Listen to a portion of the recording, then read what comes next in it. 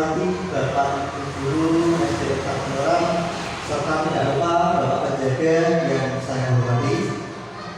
Pertama-tama, marilah kita panjatkan puji syukur kehadirat Allah Subhanahu wa Ta'ala, Tuhan yang Maha Esa, karena atas limpahan rahmat dari Dia kita dapat berkumpul di sini dalam acara diseminasi menyebarkan pemahaman dan penerapan pengalaman budaya positif sebagai tugas saya dalam melaksanakan pendidikan guru penggerak angkatan 9 tahun 2023. Yang kedua, tak lupa salawat serta salam senantiasa kita haturkan kepada junjungan kita Nabi besar Muhammad Sallallahu Alaihi Wasallam. Allahumma sholli ala Muhammad. Semoga malam di akhir zaman kita mendapatkan syafaatnya serta kita ditetapkan sebagai kaumnya yang bertakwa. Bapak Ibu yang kami hormati, perkenan saya untuk menyampaikan beberapa susunan acaranya. Walaupun susunan acaranya mungkin tidak terlalu rapi, tetapi mungkin bisa dijadikan sebagai gambaran bahwa kegiatan ini nanti bisa dilakukan agar bisa tertib dan bisa sesuai dengan apa yang kita harapkan. Yang pertama nanti adalah pembukaan, kemudian acara kedua adalah peranatan atau himbauan atau mungkin sambutan dari Bapak Kepala Sekolah, dan selanjutnya adalah acara inti, yang ketiga nanti pesan-pesan, dan yang terakhir adalah penutup. Langsung saja untuk mengefektifkan dan mengefisienkan waktu, marilah kita buka acara ini dengan membaca bacaan basmalah bersama-sama atau dengan doa sesuai dengan aturan kepercayaan masing-masing. Bismillahirrahmanirrahim. Yang kedua adalah sambutan sekaligus pranata atau pesan dari Pak Alif kepada saya khususnya dan kepada Bapak Ibu umumnya untuk melaksanakan kegiatan ini, dan semoga nanti bisa bermanfaat untuk kita semua. Silakan Pak Alif. Terima kasih. Assalamualaikum warahmatullahi wabarakatuh.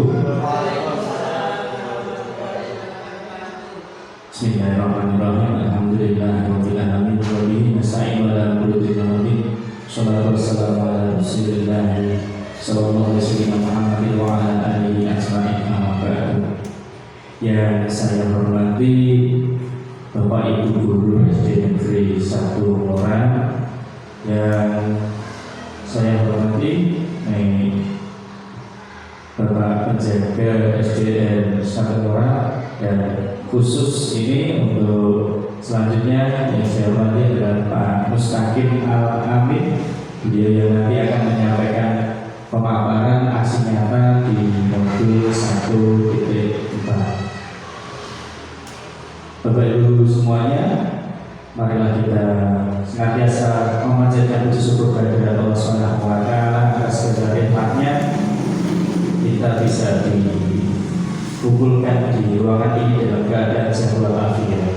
Salawat serta salam dihaturkan kepada junjungan Nabi besar Nabi Muhammad Sallallahu Alaihi Wasallam yang kita nantikan syafaatnya di yaumil qiyamah. Bapak Ibu semuanya, dalam kesempatan saat ini saya ingin menyampaikan beberapa gambaran yang untuk arahan. Dalam kesempatan ini nanti Pak Mustaqim Al-Amin akan menyampaikan aksi nyata modul 1.4, yaitu diseminasi menyebarkan pemahaman dan penerapan pengalaman tentang budaya positif. Ini merupakan tugas dari Pak Amin, Bapak Ibu. Jadi harapan saya nanti dalam menyampaikan tugas saya ini dilaksanakan dengan penuh tanggung jawab, dilaksanakan dengan sebaik-baiknya. Dan mudah-mudahan dari pemaparan ini nanti kita mendapatkan hasil yang terbaik untuk kemajuan sekolah kita. Dan saya harapkan yang terakhirnya nanti kegiatan ini bisa ditiru oleh Bapak Ibu Guru, dan pertama juga nanti saya juga bisa meniru dari kegiatan dari Pak Amin. Itu mudah-mudahan untuk kegiatan pada hari ini nanti dalam menyampaikan pemaparannya aksi nyata modul 1.4 Bapak Mustaqim Al-Amin diberikan kemudahan, kelancaran,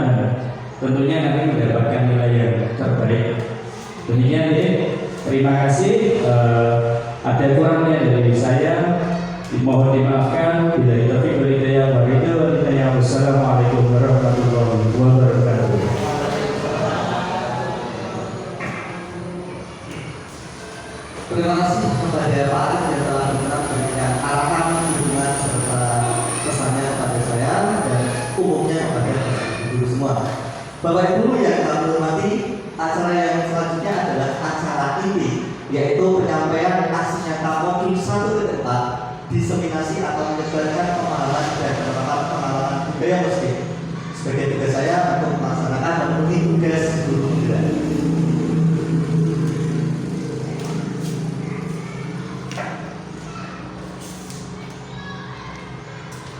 Sebelum kita melakukan pembahasan, mungkin ada lebih fresh, ada lebih gembira, ada lebih cair.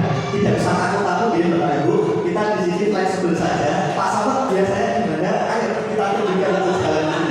Justru yang mungkin kelihatan lepas nanti bisa terlihat lebih bertenaga lagi. Nah, ini adalah jargon kita bersama siswa-siswa kita. Lorong 1 Jaya. Lorong 1 Jaya. Seperti itu. Ya, bisa ditiru ya. Lorong 1 Jaya. Oke. Berdiri ya.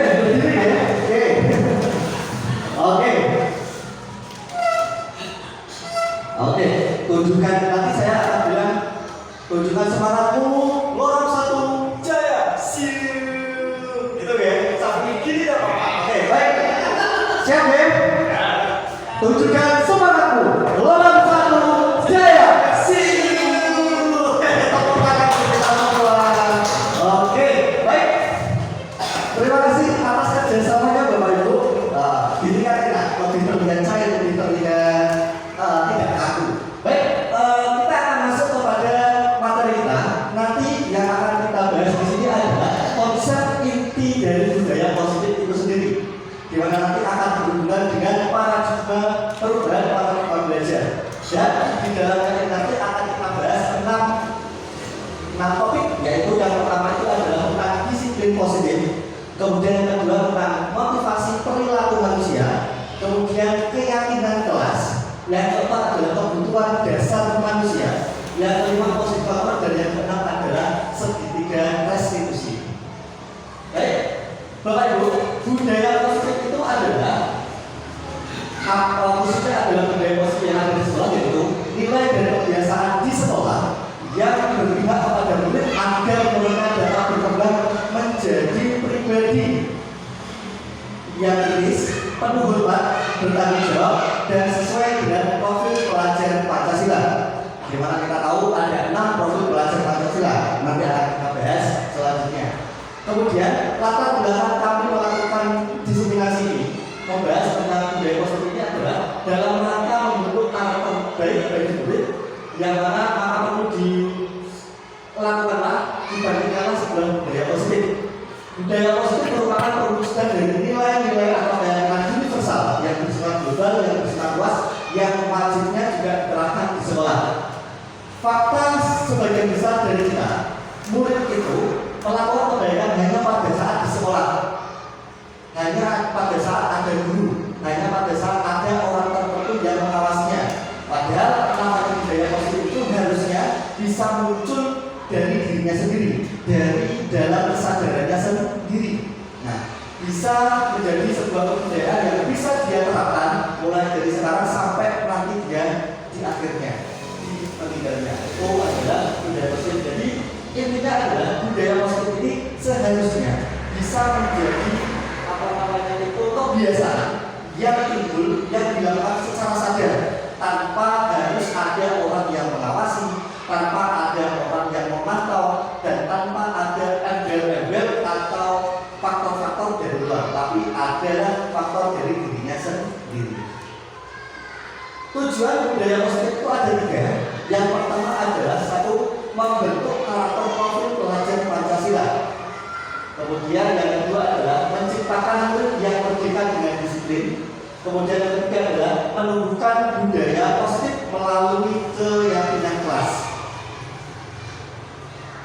Kita tahu sendiri bahwa paradigma belajar di negara kita itu sudah mengalami perubahan, yang mana dulu mungkin kita tahunya adalah teacher center atau berpusat pada guru. Jadi semuanya itu harus guru yang menentukan, guru yang memberikan pelajaran, guru yang mengeksekusi, guru yang memberikan penilaian, dan gurulah yang menentukan semuanya. Namun seiring berjalannya waktu, perkembangan zaman berubah menjadi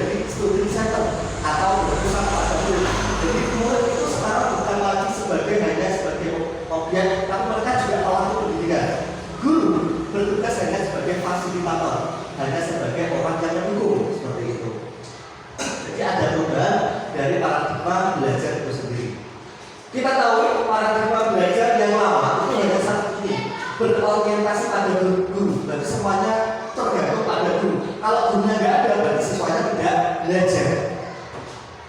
Kemudian untuk paradigma yang baru berorientasi pada siswa. Jadi ada guru atau tidak ada guru, siswa pun juga bisa belajar dari manapun, dengan siapapun, dan dimanapun. Kemudian yang kedua adalah siswa kalau pada paradigma lama, siswa hanya sebagai objek belajar. Jadi mereka yang dicekoki, kita yang memberikan pelajaran, mereka hanya menerima saja. Mereka belum bisa memperoleh pelajaran sendiri, mereka belum bisa menggali sendiri, mereka belum bisa itu bebas untuk menentukan ke arah mana mereka inginnya, belum bisa. Kemudian untuk paradigma yang barunya berubah menjadi siswa adalah sebagai subjek belajar. Mereka adalah faktor utama belajar, mereka adalah tujuan utama belajar. Yang ketiga adalah proses pembelajaran terjadi pada tempat dan waktu tertentu, hanya di sekolah. Sedangkan kalau untuk yang paradigma baru, proses belajar bisa terjadi di mana saja, kapanpun mereka mau. Dan yang terakhir adalah perubahan dari yang lama, yaitu tujuan utama untuk diberangkat pada penguasaan materi pelajaran. Sedangkan untuk paradigma baru tidak hanya penguasaan materi, tetapi lebih luas. Yang utamanya adalah berupa tingkah laku karakter, itu yang pertama. Kemudian pembelajaran dengan paradigma baru merupakan pembelajaran yang belajar berdasarkan prinsip pembelajaran yang berpusat pada siswa, yang berpusat pada guru, serta memenuhi kebutuhan siswa itu sendiri berdasarkan tahapan perkembangan sesuai dengan filosofi Ki Hajar Dewantara untuk mewujudkan profil pelajar Pancasila. Jadi di sini Ki Hajar Dewantara menunjukkan adanya perubahan paradigma pembelajaran yang baru untuk membentuk karakter siswa itu sendiri. Di mana kita tahu profil pelajar Pancasila itu ada 6. Yang pertama itu adalah beriman, bertakwa kepada Tuhan Yang Maha Esa, dan berakhlak mulia. Yang kedua, berkebinekaan global. Yang ketiga, bergotong royong. Kemudian ada kreatif, bernalar kritis, dan yang satu adalah mandiri. Itulah paradigma belajar yang diterapkan yang disampaikan oleh Ki Hajar Dewantara. Bapak Ibu semua yang disampaikan oleh Ki Hajar Dewantara, 6 profil pelajar Pancasila itu akan terwujud jika siswa itu memiliki yang namanya disiplin positif. Sekarang saya mau tanya Bapak Ibu guru, mungkin nanti ada yang bisa menjawab. Menurut Bapak Ibu guru, apa yang Bapak Ibu pikirkan jika mengenal kata disiplin? Ada yang bisa menjawab mungkin? Oke, Bu Dewi, silakan berdiri. Bu Dewi, bisa dibuka ya?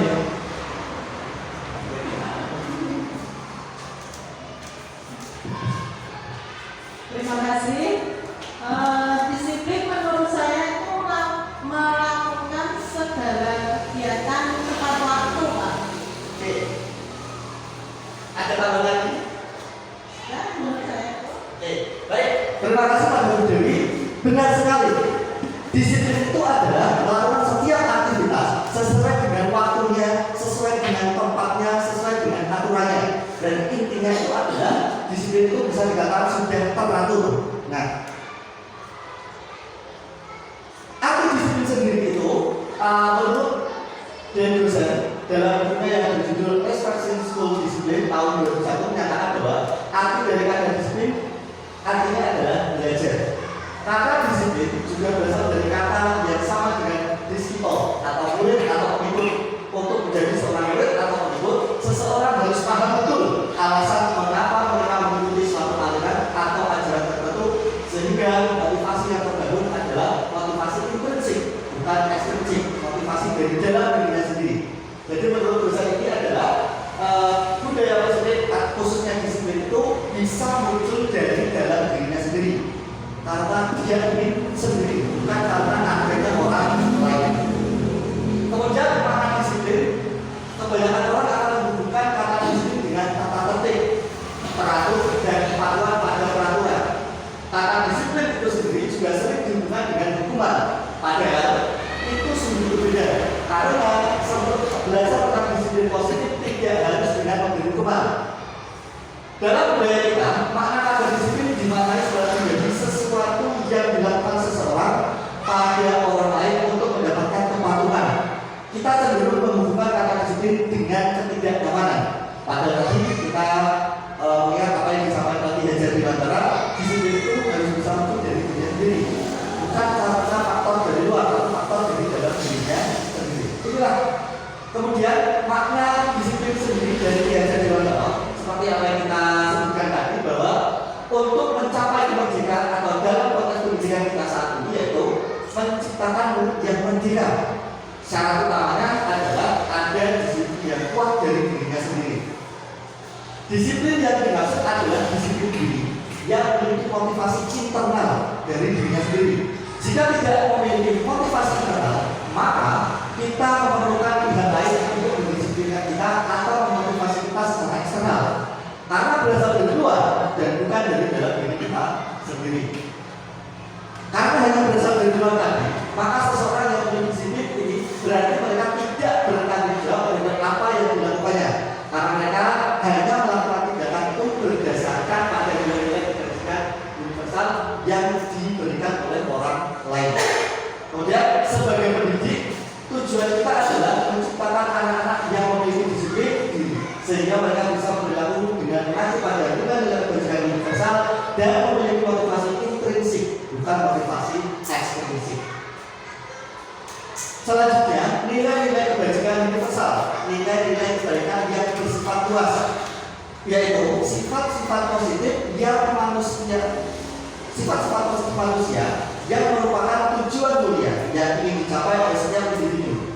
Nilai-nilai tersebut bersifat universal, bersifat luas, bersifat global, dan tidak terbatas pada lintas bahasa, lintas suku, bangsa, agama, ataupun latar belakang. Jadi kebajikan universal ini di negara manapun, di Singapura, di Indonesia akan sama.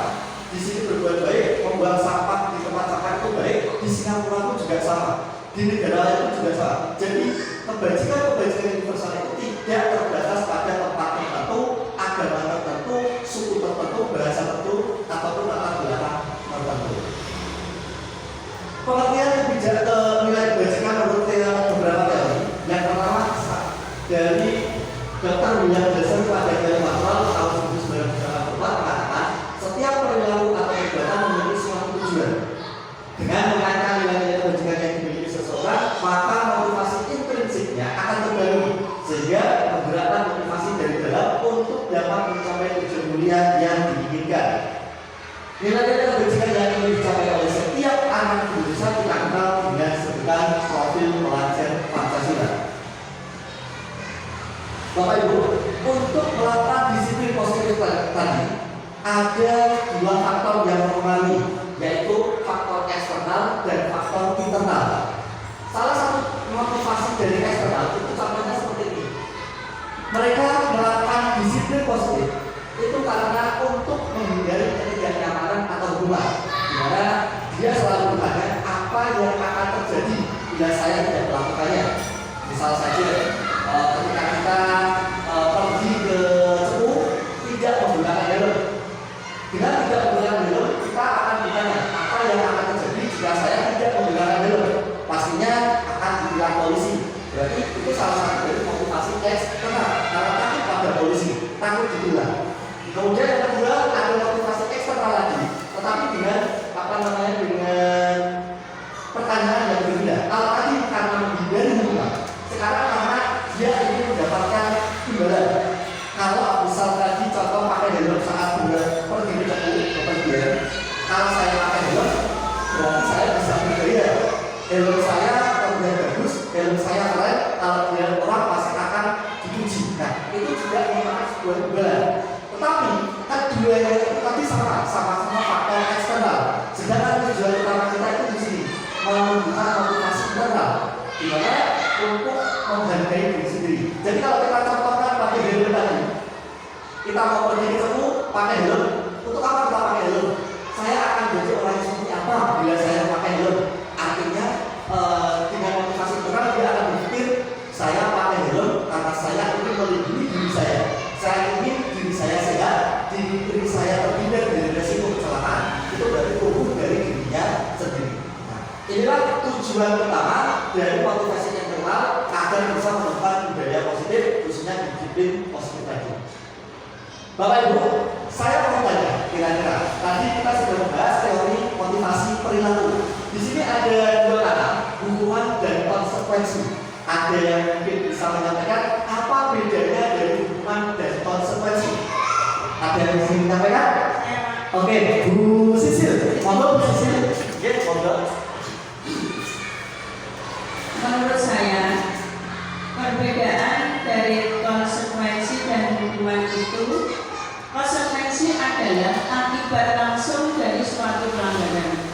Suatu contoh, misalnya anak didik kita itu melanggar, maka anak didik kita pun bisa mendapatkan konsekuensi menulis kalimat, saya tidak akan terlambat lagi. Bisa menulis sampai 10 kali. Dan itulah konsekuensi. Sedangkan hukuman, sesuatu yang dijatuhkan kepada pelaku pelanggaran, supaya pelaku pelanggaran itu merasa jerah. Suatu contoh, misalnya pelaku pelanggaran itu bisa dijatuhi hukuman lari sampai 10 kali putar halaman sekolah. Kiranya seperti itu Pak, perbedaan konsekuensi dan hukuman. Terima kasih. Terima kasih dari Bu Sisil. Terima kasih. Ya, benar apa yang disampaikan oleh Bu Sisil. Mungkin bisa saya tambahin Bu Sisil.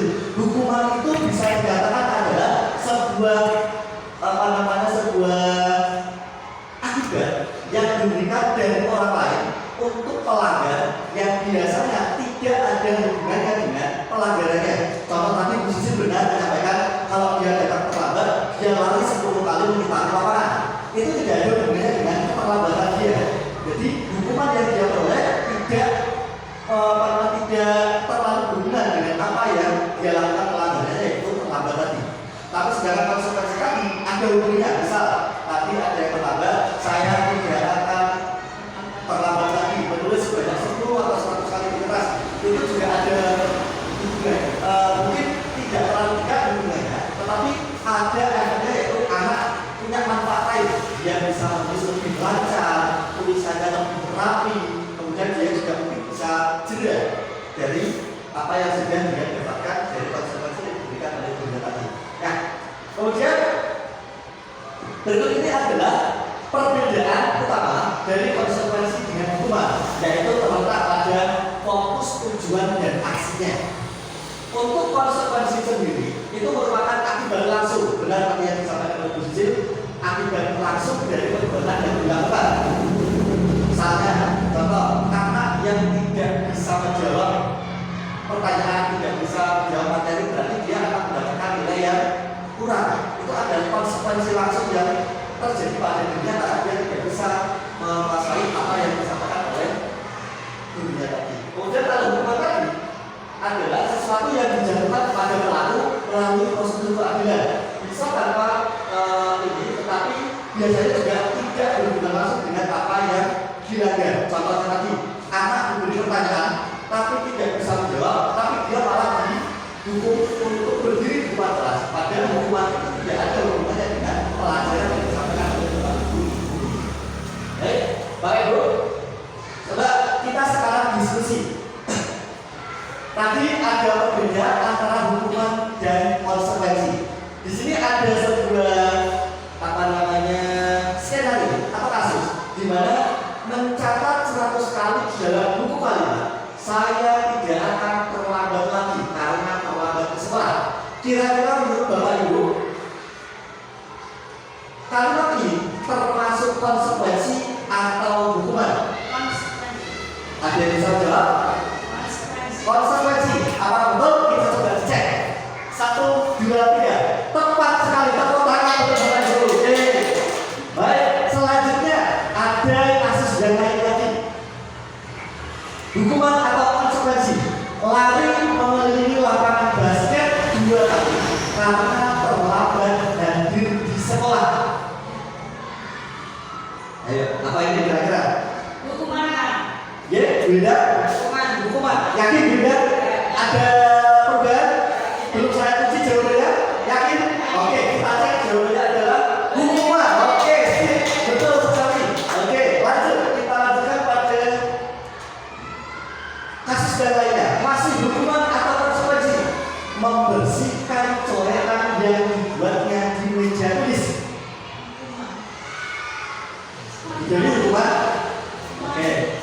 Membersihkan coret. Jadi hukuman. Yakin? Ada jawaban lain? Pak Arif? Konsekuensi kita lihat Bideri atau Pak Arif yang benar. 1, 2, 3. Konsekuensi. Mohon maaf Bideri kurang tepat. Yang benar Pak Arif.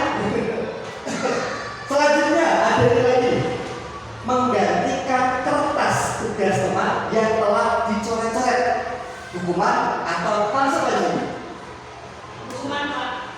Bu Sisil, hukuman. Oke, Bu Sisil hukuman. Pak Aman? Minta teman. Pak Arif? Konsekuensi. Bu Wender? Konsekuensi. Elok-elok. Bu Dewi? Ikut hukuman. Bu Sri? Bisa. Konsekuensi. Kita lihat mana yang benar. Menggantikan kertas tugas teman yang telah dicoret-coret termasuk konsekuensi. Tepuk tangan untuk kita. Oke. Satu lagi. Satu lagi. Hukuman atau konsekuensi. Berdiri di depan kelas sambil mengangkat kaki satu karena tidak bisa menjawab pertanyaan. Hukuman. Oke, kita cek benar atau salah. 1, 2, 3. Betul sekali. Sip. Oke, baik. Berarti Bapak Ibu sudah memahami apa itu perbedaan dari hukuman dan konsekuensi. Bapak Ibu, hukuman dan konsekuensi tadi sebenarnya tidak perlu dilakukan apabila kita sudah menerapkan yang namanya keyakinan kelas. Kita perlu tahu bahwa hukuman dan konsekuensi itu adalah faktor perilaku manusia yang timbul dari luar, timbul dari orang lain, bukan timbul dari dirinya sendiri. Sedangkan kita mengharapkan siswa yang bisa melakukan disiplin, bisa melakukan hal-hal yang baik karena motivasi dirinya sendiri. Hukuman dan konsekuensi masih termasuk faktor eksternal atau faktor dari luar. Lanjut kembali ke keyakinan kelas. Disiplin positif tadi akan seiring akan berjalan lancar jika kita menerapkan yang namanya keyakinan kelas. Apa itu keyakinan kelas? Keyakinan kelas sendiri itu adalah nilai-nilai kebajikan atau prinsip-prinsip universal yang disepakati bersama secara universal, secara luas, lepas dari perbedaan agama, suku, budaya, dan bahasa. Sedangkan untuk dosa sendiri adalah suatu keyakinan akan lebih memotivasi seseorang dari dalam prinsip. Seseorang akan lebih bersemangat untuk menjalankan keyakinannya daripada hanya sekedar mengikuti peraturan. Jadi di sini dosen menyampaikan bahwa keyakinan kelas itu menjadi faktor penting untuk melaksanakan menumbuhkan budaya positif khususnya pada disiplin tadi. Bapak Ibu, tadi saya tunjukkan keyakinan kelas. Mengapa tidak peraturan kelas saja, tapi mengapa harus keyakinan kelas? Ada yang bisa menjawab? Kenapa kok bukan peraturan kelas, tapi kok keyakinan kelas?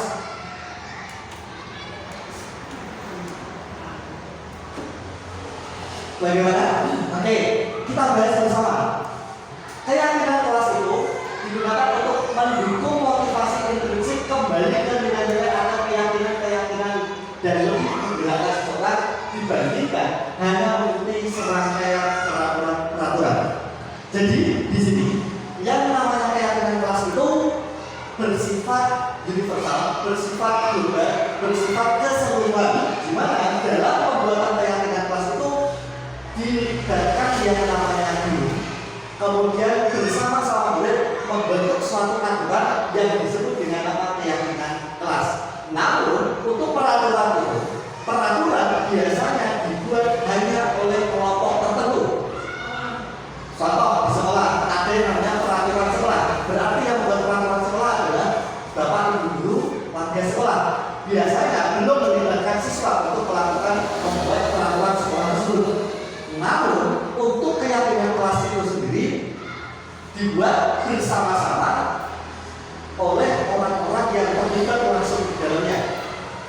Biasanya keyakinan kelas itu, keyakinan itu biasa lebih lingkupnya lebih sempit karena dilakukan di tempat yang lebih sempit seperti kelas, bukan dalam satu sekolah. Karena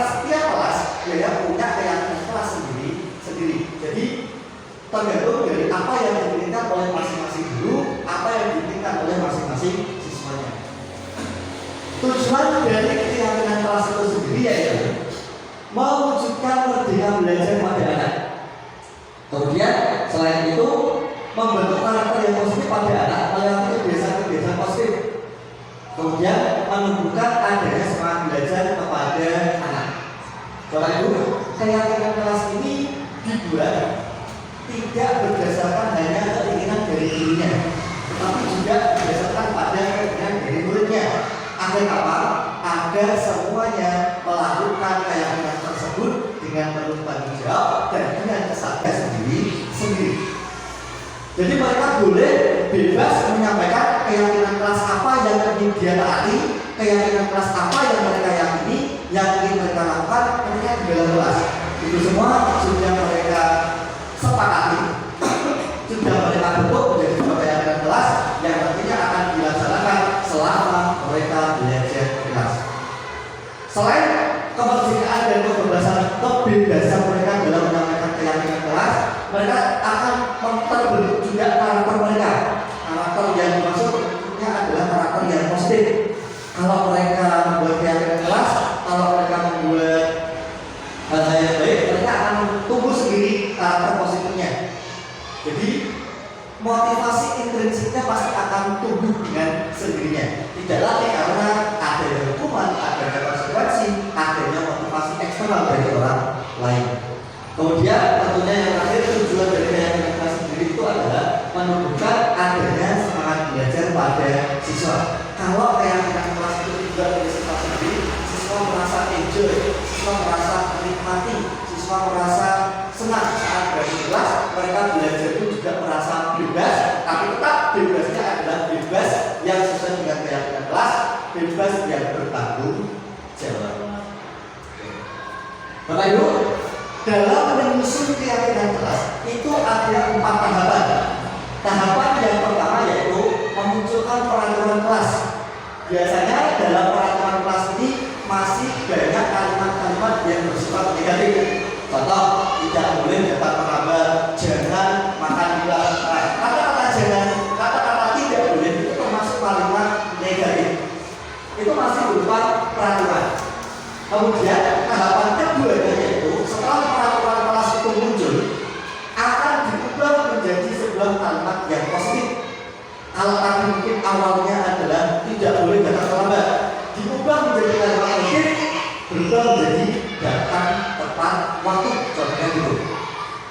Kemudian setelah menjadi kalimat positif akan diubah peraturan tadi menjadi sebuah kesepakatan kelas, yang mana kesepakatan kelas itu akan dirumuskan menjadi sebuah keyakinan kelas dengan mengambil nilai-nilai kebajikan, nilai-nilai kebaikan, yang mana nilai itu diambil dari memotivasi dirinya sendiri. Contohnya seperti ini. Ini adalah aturan kelas 5. Ada 7, di mana kalimatnya seperti ini. Dilarang datang terlambat.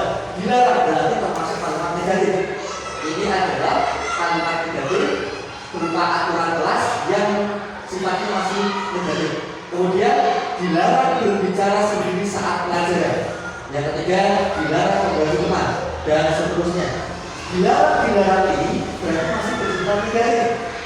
Berarti dilarang ini mungkin ada orang yang melarang, siapa? Dunia. Itu masih masuk faktor eksternalnya. Bagaimana nanti bisa terbentuk internalnya kalau selalu aturan yang masih bersifat negatif dan masih berpacu atau berpaduan pada ketidaknyamanan agar dia tidak dimarahi oleh dirinya, tidak dihitung oleh dirinya. Nah, kemudian kalimat-kalimat negatif ini akan diubah menjadi sebuah kesepakatan kelas yang menjadi sebuah kalimat positif. Kalau tadi nomor 1 adalah dilarang datang terlambat, berubah menjadi kalimat positif yaitu datang tepat waktu. Sudah berubah menjadi sebuah kalimat positif. Kemudian kalimat yang kedua, dilarang berbicara sendiri saat pelajaran, akan berubah menjadi sebuah kalimat positif yaitu memperhatikan guru saat pelajaran. Yang ketiga, kalimat negatif dilarang mengganggu teman. Bisa diubah apa kira-kira? Rukun, betul.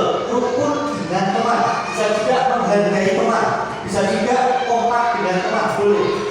Kemudian yang keempat, dilarang keluar masuk kelas sebenarnya juga menjadi catatan positif berupa meminta izin pada saat masuk dan keluar kelas. Kalimat kelima, dilarang mengambil barang milik orang lain. Berarti dilarang bagaimana untuk pinjam milik orang lain dengan cara meminta izin saat meminjam barang milik orang lain. Kalimat keenam contohnya dilarang membuang sampah sembarangan. Dilarangnya hilang menjadi membuang sampah pada tempatnya. Dan yang terakhir, dilarang menggunakan seragam yang tidak sesuai. Berarti kalimatnya diubah menjadi menggunakan seragam sesuai dengan aturan. Bapak Ibu, kesepakatan ini meskipun sudah diubah menjadi kalimat muslim, tapi masih belum memunculkan motivasi intrinsik, motivasi dari dalam diri siswa itu sendiri. Tetapi ini masih berupa motivasi dari eksternal, sesuai dengan peraturan dari sekolahan. Karena ini yang beraturan adalah bapak dan guru kepala sekolah dari sekolah, bukan karena muridnya. Nah, sekarang kesepakatan ini yang tadi sudah bernilai menjadi kalimat positif akan berubah lagi menjadi kalimat yang lebih sederhana, tetapi itu dengan nilai kebajikan untuk diri mereka sendiri, sehingga bisa menunjukkan semangat, menunjukkan motivasi fisik, motivasi dari dalam diri mereka sendiri. Bapak Ibu, kita misalkan pada nomor 1, datang tepat waktu, kira-kira akan berubah menjadi kalimat yang lebih baik lagi, yang menjadi keyakinan mas berupa menghargai waktu. Artinya kalau dia tidak terlambat, artinya dia menghargai waktunya, tidak menyia-nyiakan waktunya, menghargai waktu. Begitu juga dengan kalimat kedua, memperhatikan guru saat pelajaran akan berubah menjadi sebuah kalimat yaitu menghormati dan menghargai sesama. Kemudian yang ketiga, rukun dengan teman, tidak mengganggu, kemudian dia tidak bekerja seenaknya, akan berubah menjadi semua orang ingin belajar. Siswa ini ingin belajar tapi tidak diganggu. Kemudian yang keempat, meminta izin saat masuk dan keluar kelas, sopan dan santun dalam bertindak. Selanjutnya, meminta izin saat meminjam barang milik orang lain berubah menjadi sebuah keyakinan kelas yang lebih sederhana dan muncul dari diri sendiri, yaitu menghargai barang milik orang lain. Kemudian membuang sampah pada tempatnya, ini bisa disingkat lagi menjadi sebuah keyakinan yaitu cinta pada lingkungan. Kemudian yang ketujuh, menggunakan seragam sesuai aturan akan juga berubah menjadi keyakinan kelas yaitu menghargai dirinya sendiri. Dengan memakai seragam sesuai dengan aturan, maka dia menghargai dirinya sendiri. Orang yang berpakaian sesuai yang tidak berpakaian dengan rapi, dengan teratur, dengan sesuai aturan, maka mungkin bisa dilihat sepele oleh orang lain dan mungkin kurang dihargai oleh orang lain. Maka dari itu perlulah keyakinan kelas untuk menghargai diri sendiri dengan cara memakai seragam sesuai dengan aturan. Bapak Ibu,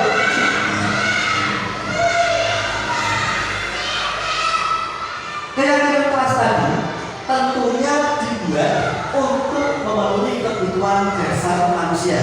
Setiap manusia, baik itu yang masih bayi, kecil, anak-anak, remaja, sampai usia tua, mereka punya yang namanya kebutuhan dasar.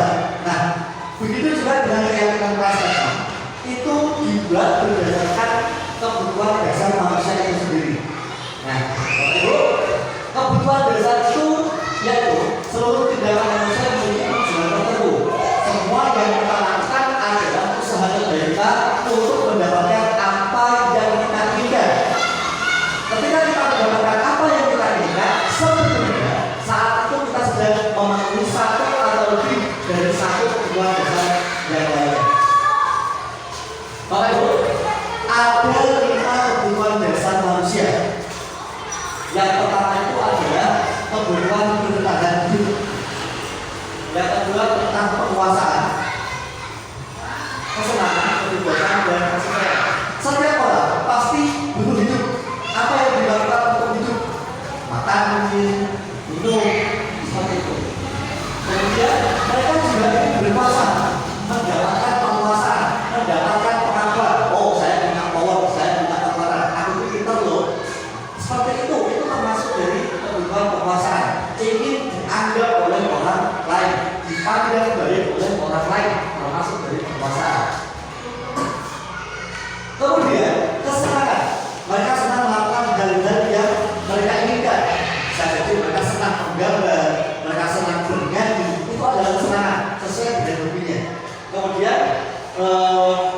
kebutuhan dasar kebebasan. Mereka bebas ingin melakukan hal-hal yang mereka inginkan, mereka senangi, bebas untuk melakukannya tanpa dibatasi oleh orang lain. Kemudian yang terakhir adalah keputusan akan kasih sayang dan rasa terima. Baik, untuk bertahan hidup ada beberapa kebutuhan dasar yang harus dipenuhi. Yang pertama adalah kebutuhan fisiologis, yaitu kebutuhan tentang kesehatan. Kita ingin sehat, ya kita harus makan, mandi 2 kali sehari, kemudian harus gosok gigi, membersihkan rumah kita, harus makan makanan yang bersih, itu semua biar kita sehat. Kemudian kebutuhan untuk bertahan hidup sendiri itu juga termasuk kebutuhan biologis. Kita tahu sendiri kebutuhan biologis kita mungkin punya pasangan, kemudian dan sebagainya. Selanjutnya adalah kebutuhan akan penguasaan, yaitu kebutuhan pengakuan atas kemampuan yang dia miliki. Biasanya orang akan memiliki keinginan untuk dianggap berharga. Tanpa saya kalian bukan apa-apa. Tanpa saya kita tidak bisa melakukan ini. Tanpa saya ini semua akan kacau. Nah, itulah adalah salah satu dari bentuk pengakuan. Kemudian kekuatan untuk mencapai sesuatu. Kita mampu melakukan itu. Tidak boleh ada yang membatasi. Kita mampu. Kita juga boleh diakui atas prestasi dan keterampilan kita. Dan itu juga ingin didengarkan dan memiliki harga diri. Itu adalah kebutuhan dasar manusia pada poin kedua, yaitu tentang kebutuhan penguasaan. Ingin diakui pengakuan atas kemampuan yang dia miliki. Kemudian kebutuhan dasar manusia yang ketiga yaitu berupa kesenangan. Kebutuhan untuk mencari kesenangan, bermain, tertawa, bergembira. Biasanya ini juga berkaitan tentang healing, rekreasi, itu juga termasuk kesenangan. Mereka suka pantai, ada yang suka dengan gunung, jadi sesuai dengan kesenangan mereka. Kemudian untuk yang keempat adalah kasih sayang dan rasa terima. Kebutuhan ini adalah dalam bentuk disayangi dan diterima oleh orang lain, orang-orang di sekitarnya. Kemudian kebutuhan tetap berhubung dengan orang lain. Mereka ingin tetap berhubungan dengan orang lain, punya banyak koneksi, punya banyak teman, punya banyak kawan, bisa bersosialisasi dengan orang lain. Itu adalah kebutuhan akan kasih sayang dan rasa diterima. Tentunya kita tidak mau namanya manusia tidak bisa hidup sendiri. Manusia adalah makhluk sosial yang membutuhkan bantuan dari orang lain. Kemudian kebutuhan dasar yang kelima adalah kebebasan, yaitu kebutuhan akan pilihannya. Dia tidak mau dibatasi, dia tidak mau ditekan, dia tidak mau dihalang-halangi. Anak dengan kebutuhan kebebasan yang tinggi menginginkan pilihan, mereka perlu banyak bergerak, suka mencoba-coba, tidak terlalu terpengaruh dengan orang lain yang senang mencoba hal yang baru dan menarik. Bapak Ibu, mari kita berdiskusi kembali. Silakan kami dengarkan, tidak apa-apa, kita santai saja. Bapak Ibu, kita diskusi ya. Kita akan berdiskusi tentang kebutuhan dasar manusia. Ada kebutuhan tentang bertahan hidup, penguasaan, kesenangan, kasih sayang, dan kebebasan. Coba dari sini kita akan mencari kebutuhan dasar apa yang ingin dipenuhi oleh anak ini. Dinda, seorang anak kelas 3 SD, begitu tiba di rumah dari sekolah-sekolah, dia menangis dan mengadu pada ibunya bahwa dia benci pada ibu gurunya. Menurut Anda, kebutuhan apa yang berusaha dipenuhi oleh Dinda jika jawaban Dinda, jika perkataan Dinda pada ibunya itu seperti ini? Ibu guru bilang, aku tidak boleh bersenandung, tidak boleh menyanyi sewaktu mengerjakan tugas. Katanya kelas bersuara, tidak ada suara, kan gak seru jadinya. Nah, kira-kira Dinda berkata demikian ini karena dia ingin diberi kebutuhannya kebutuhan yang mana? Mungkin ada yang berpendapat, Bu Sisil, ya? Kebebasan. Kebebasan. Ada yang lain berpendapat? Sama. Oke, kita coba kita cek apakah benar dia menginginkan hal yang seru, dia tidak boleh menyanyi padahal dia pengen nyanyi. Kebebasan, kita cek 1, 2, 3. Mohon maaf, dia senang menyanyi, dia lebih suka menyanyi, dia ingin melakukan kesenangannya, yaitu kesenangan menyanyi hobinya. apa-apa. Selanjutnya masih dengan orang yang sama, tetapi nanti dengan perkataan yang berbeda. Ibu guru tidak menyapaku hari ini, padahal aku pakai jepit dan rambut yang baru.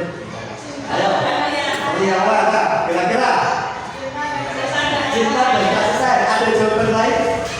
Cinta dan kasih sayang. Gimana Pak? Kelihatannya kok betul sekali. Oke. Betul. Ini diperhatikan bahwa dia punya jepit baru, ikat rambut yang baru. Dia ini diakui ya. Oke, selanjutnya aku sebelum gambarku tidak rapi, malah disuruh menunjukin ke teman-temanku di depan kelas. Dia pengen, dia gambarnya biasanya rapi. Kalau ditunjukkan dia bahagia, dia sangat ditunjukkan pada orang. Tapi kebetulan pada saat itu gambarnya tidak rapi. Malah gambarnya tidak rapi itu ditunjukkan pada teman-teman sekelasnya. Kira-kira kebutuhan apa yang ingin dipenuhi?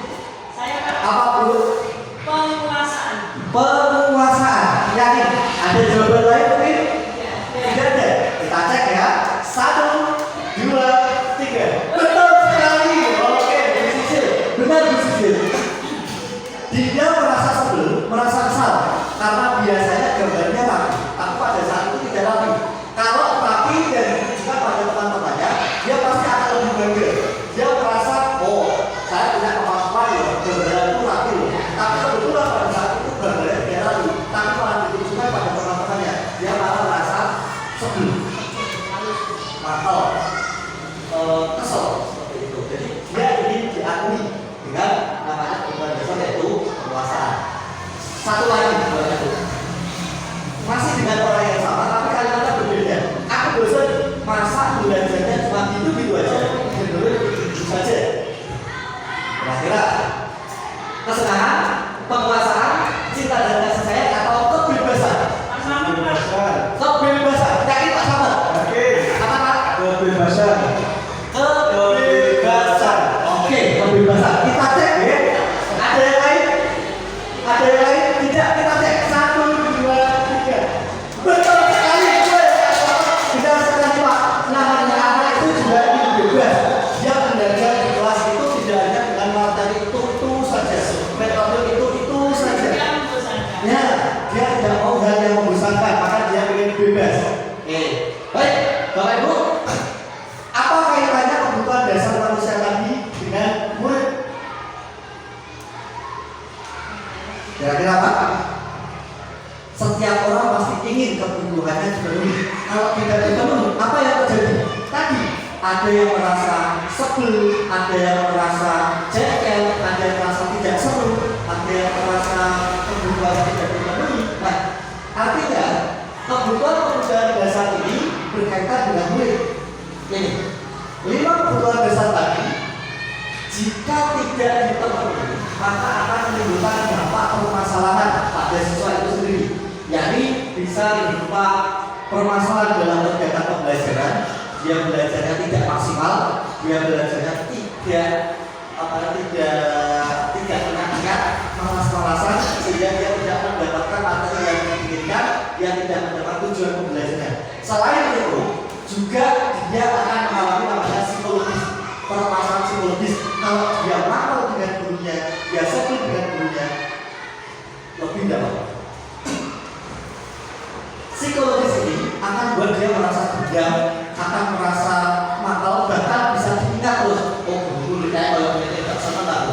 Ketika ketemu di luar, ketemu di tempat lain, dia merasa itulah kecewa betul. Masih jalan terus. Sangat. Kemudian Bapak Ibu, dari kebutuhan tadi akan juga bisa berpengaruh juga dan bisa dipenuhi dengan namanya positif faktor guru. Materi kita yang kedua yaitu positif faktor guru dan restitusi. Apa itu positif faktor? Apa itu restitusi? Nah, ini Bapak Ibu. Kontrol. Kita sering mendengar kata kontrol, tetapi mungkin dalam pikiran kita kontrol itu seperti menguasai murid, menguasai keadaan. Tetapi itu semua adalah konsep yang keliru. Kita mungkin berpikir bahwa kontrol itu berarti kita punya punya anak-anak guru yang mampu mengontrol muridnya. Padahal sebenarnya bukan. Selain itu, ilusi bahwa semua penguatan positif efektif dan bermanfaat. Yang ketiga, ilusi bahwa kritik dan membuat orang merasa bersalah dapat mengangkat karakter. Padahal yang namanya kritik yang membuat merasa bersalah itu ada yang tidak membuat karakter mereka kuat, bahkan bisa membuat mereka merasa dibully, mereka merasa diejek, direndahkan. Itu akan membuat psikologi mereka juga terganggu. Kemudian kontrol itu sendiri juga kita pernah mengatakan miskonsepsi, kemudian yaitu bahwa orang dewasa memiliki hak untuk merasa. Kita berpikir kalau kita sudah dewasa, kita punya kuasa, kita punya kekuatan, kita punya jabatan, kita bisa mengontrol orang lain. Itu adalah pendapat yang mungkin kurang benar. Nah, apa itu kontrol yang sebenarnya? Menurut dosen pada bukunya Universitas School tahun 1998 menemukan bahwa guru perlu meninjau kembali penerapan disiplin di dalam ruang kelas mereka selama ini. Apakah telah efektif? Apakah berpusat, memerdekakan, dan memanggilkan murid? Bagaimana dan mengapa? Melalui serangkaian riset berdasarkan pada teori kontrol berkepentingan besar, dosen berkesimpulan ada 5 posisi kontrol yang diterapkan seorang guru, orang tua, ataupun atasan dalam melakukan kontrol. Posisi kontrol itu ada 5. Yang pertama, kita sebagai guru memiliki kontrol penghukum sebagai posisi kontrol yang pertama. Posisi kontrol penghukum ini biasanya punya ciri-ciri khusus. Biasanya seorang guru yang biasanya memposisikan dirinya sebagai posisi kontrol penghukum mengeluarkan kata-kata nada yang suaranya tinggi. Wah, saudara tolong saya seperti itu. Sampai berbuat lepas pergi. Kayak sama itu. Apakah seperti saya? Pernah saya melakukan seperti itu. Dan kita semua memang pernah. Nah, di posisi penghukum pernah. Ciri yang kedua adalah murid mungkin marah, dendam, dan bersifat agresif. Ketika mereka dibentak, ketika mereka dikagetkan seperti itu, nadanya kasar, mereka mendengarnya mesti tidak nyaman. Hal itu bisa membuat mereka marah, dendam, dan bersifat agresif. Kalau mungkin muridnya pendiam, bisa jadi ini malah akan menjadi dendam saat mereka dewasa. Saya sering dimarahi oleh guru ini, saya sering dimaki-maki oleh guru ini, saya sering dihukum oleh guru ini. Ini adalah posisi kontrol sebagai hukum. Kemudian posisi penghukum ini juga punya ciri, dia selalu menyalahkan apa yang dilakukan oleh orang lain. Orang melakukan pelanggaran itu adalah hal yang salah, disampaikan langsung bahwa itu salah. Bapak Ibu, posisi kontrol yang kedua dari seorang guru itu adalah yang kedua. Ini lebih baik daripada yang penghukum. Posisi pembuat rasa bersalah itu suaranya agak memelas, seperti ingin dikasihani, memelas, halus dan lembut. Kemudian saat bertemu dengan guru yang membuat rasa bersalah, murid akan merasa bersalah. Dia tidak akan ngeyel, dia tidak akan mengelak bahwa dia melakukan salah. Dia tahu salah, dia sadar, dia mengatakan bahwa dia salah. Kemudian murid juga akan merasa gagal dan tidak sanggup membahagiakan orang lain. Ketika guru mengatakan bahwa dia menjadi orang yang merasa perlu dikasihani, anak akan merasa ya Allah aku sudah kali salah, guruku mati kesakno. Nah, itu adalah membuat merasa bersalah. Dia merasa gagal membahagiakan gurunya. Dia merasa gagal tidak bisa melakukan hal yang baik. Dia merasa gagal karena tidak bisa menyenangkan orang-orang di sekitarnya. Selain itu juga ada sini guru yang pandai membuat rasa bersalah itu biasanya menyembunyikan, menyangkal, dan berbohong. Berbohongnya seperti ini. Kamu gak kasihan sama Pak Guru yang selalu betul oleh kepala sekolah karena kamu terlambat. Itu salah satu isu. Dia berbohongnya di situ. Seolah-olah nanti guru itu ditegur karena anaknya melakukan tindakan yang salah. Guru mengatakan seolah-olah dia ingin dikasihani oleh anak itu karena anak itu merasa membuat kesalahan sehingga takutnya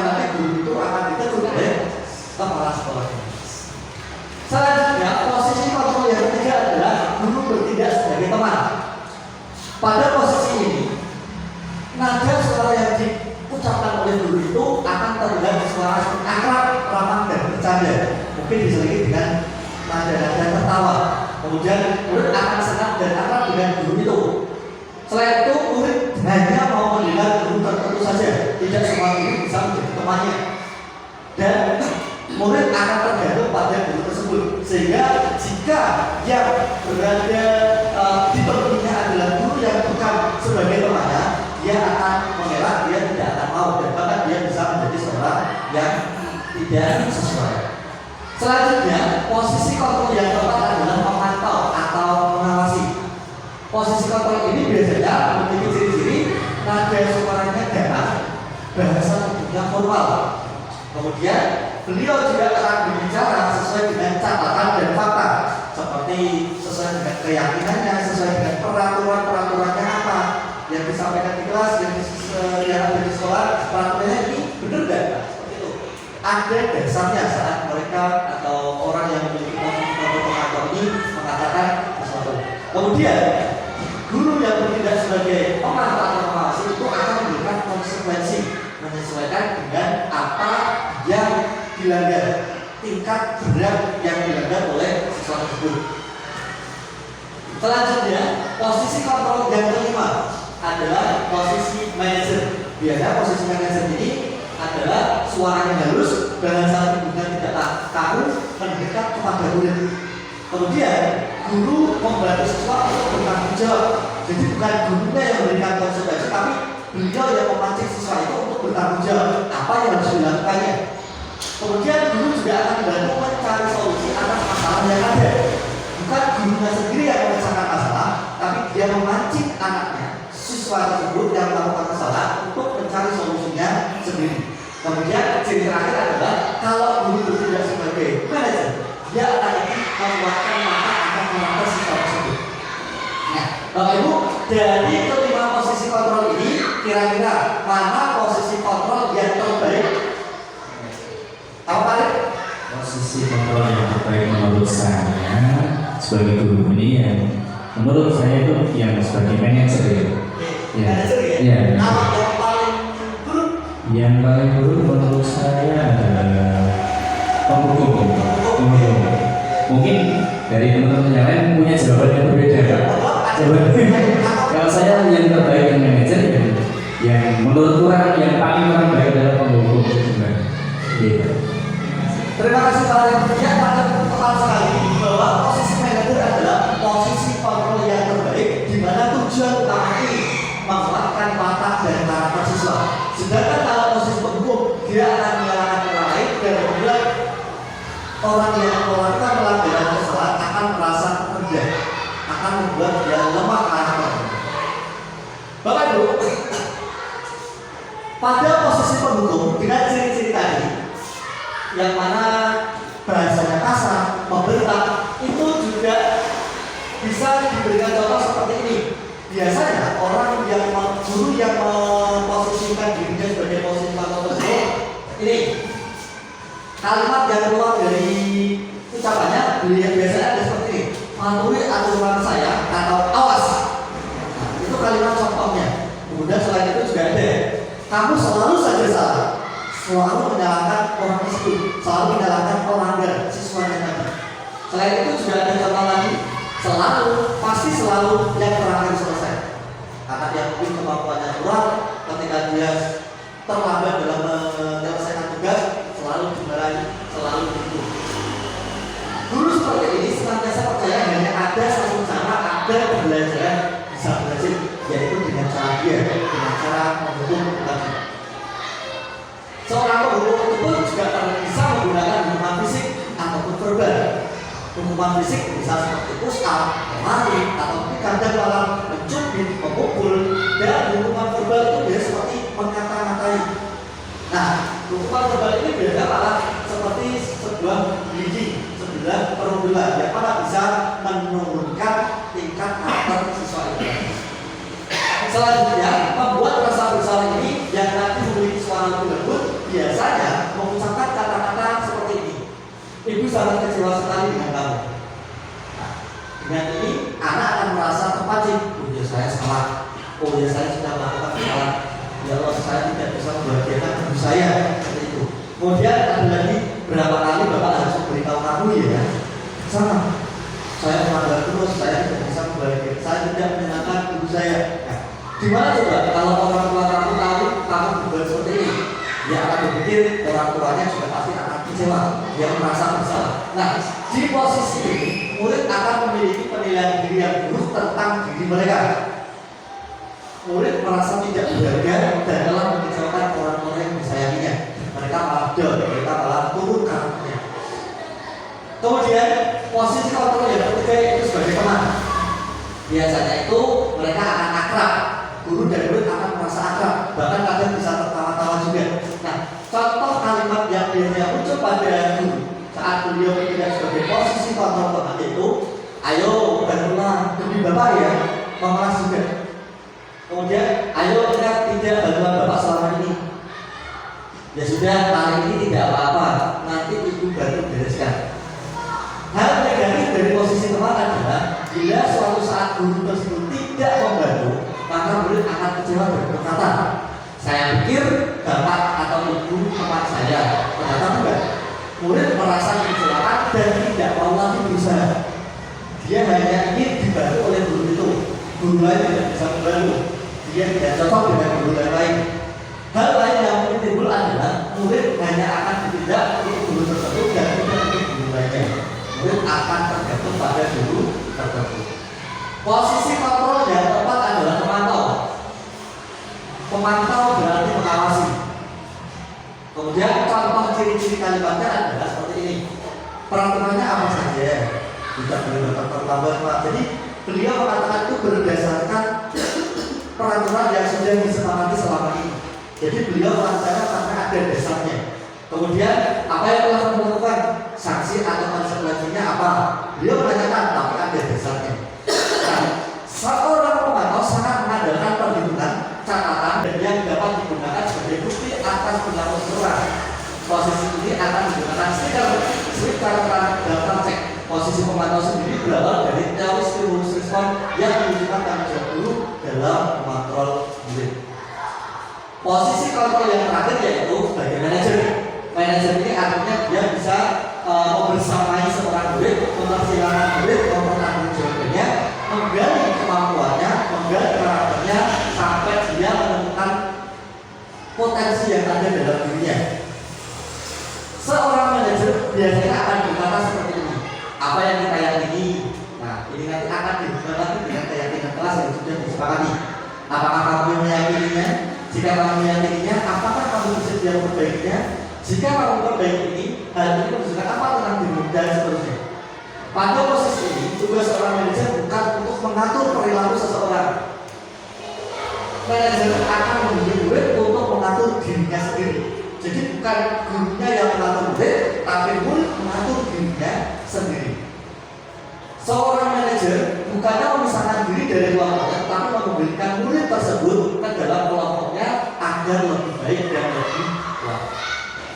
Bapak Ibu, berikut ada video contoh dari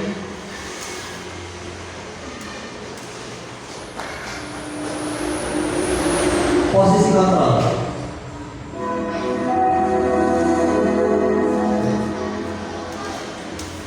Lima posisi kontrol itu adalah: 1. Posisi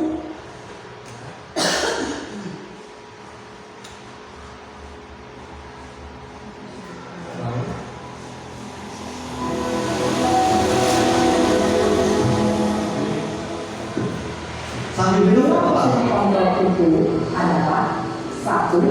Posisi penghukum. 2. Posisi pembuat masalah. 3. Posisi teman. 4. Posisi pemantau atau monitor. Dan 5. Posisi manajer. Untuk lebih memahami kelima posisi tersebut, mari kita saksikan kasus Naren yang terlambat hadir 20 menit di sekolah dan melihat bagaimana kelima posisi kontrol dalam menghadapi masalah tersebut.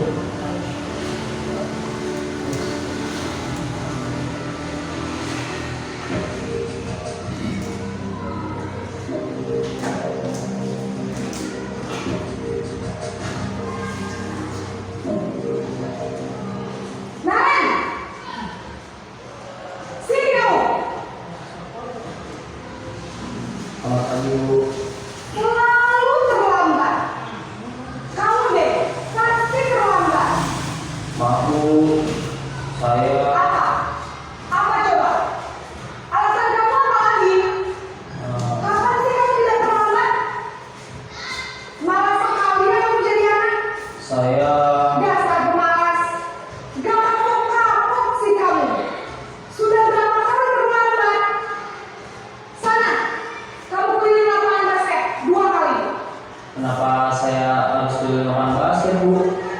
Kenapa? Kamu tolong ibu. Berani-beraninya jawab. Sudah terlambat, masih berani jawab enggak?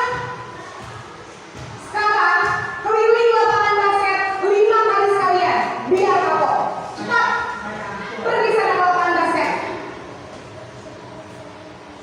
Posisi penghukum biasanya berbicara dengan nada tinggi, menghardik, menunjuk-nunjuk, menyakiti, dan menyindir. Hukuman bisa berupa fisik maupun psikis.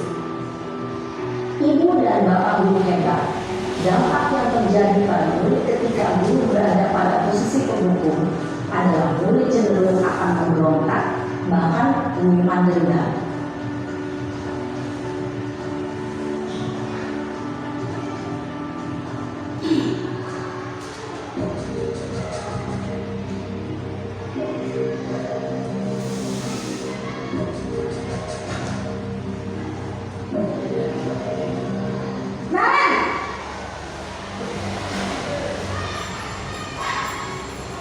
Selamat pagi, Bu. Naren, kamu kenapa terlambat lagi, nak? Ya Tuhan, Naren, kamu senang ya bikin ibu susah ya? Kalau kamu terlambat lagi, nanti ibu yang ditegur bapak kepala sekolah, nak. Disangka ibu tidak bisa membina kamu. Duh, gimana ini? Maaf, Bu. Duh, Gusti Naren, kamu suka ya kalau ibu tegur bapak kepala sekolah? Terus, sekarang ibu harus tulis apa ini di buku absen? Ini kamu sudah sering terlambat loh. Ibu harus apa coba? Maaf, Bu. Maaf sekali. Ya sudah, lain kali jangan bikin ibu susah lagi ya nak ya. Ibu tidak akan kuat lagi kalau kamu begini terus. Bisa jantungan kalau ibu tegur bapak kepala sekolah. Sana cepat kelas. Maaf ya, Bu. Maaf sekali. Posisi pembuat rasa bersalah berbicara dengan nada tenang, cenderung lembut.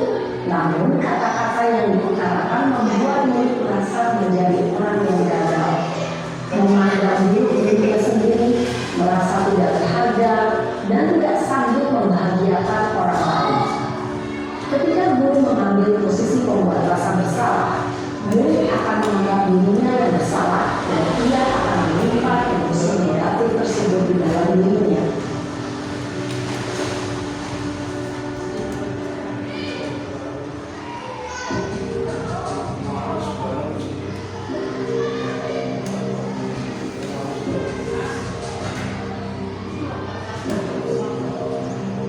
Naren!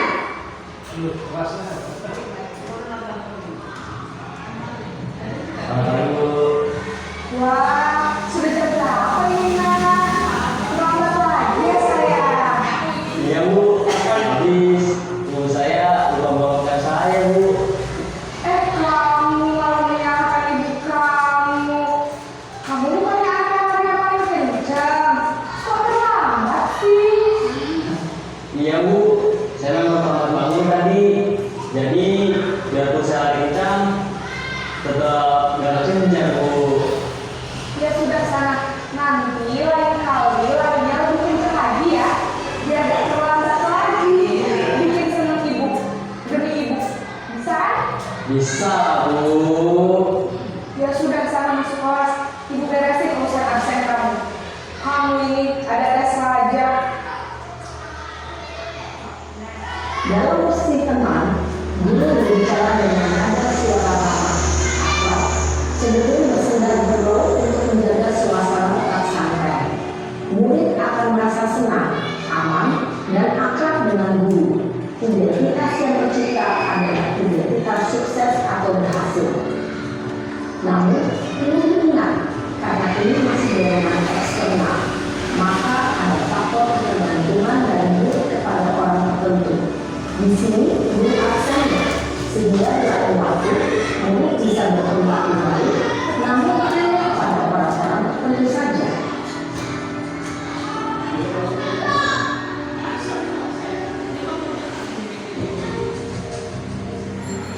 Apa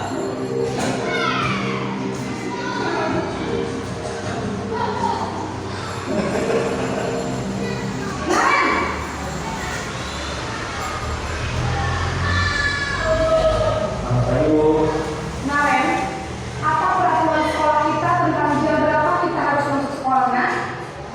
Kita harus di sekolah jam 7. Iya betul, sekarang sudah jam 7.20. Nah, gimana konsekuensinya jika terlambat hari? Paham Ibu? Saya harus tinggal kelas pas jam istirahat selama 20 menit. Iya benar, konsekuensinya demikian. Jadi nanti jam 9.30 pas istirahat, kamu harus tinggal di kelas, kerjakan tugas tambahan untuk ketertinggalan kamu, ya? Baik Bu. Posisi pemantau mengandalkan penghitungan atau data untuk mengontrol murid. Guru mengarahkan murid berdasarkan peraturan dan konsekuensi. Seorang pemantau menunjukkan bahasa tubuh dan ekspresi wajah yang datar dan cenderung formal.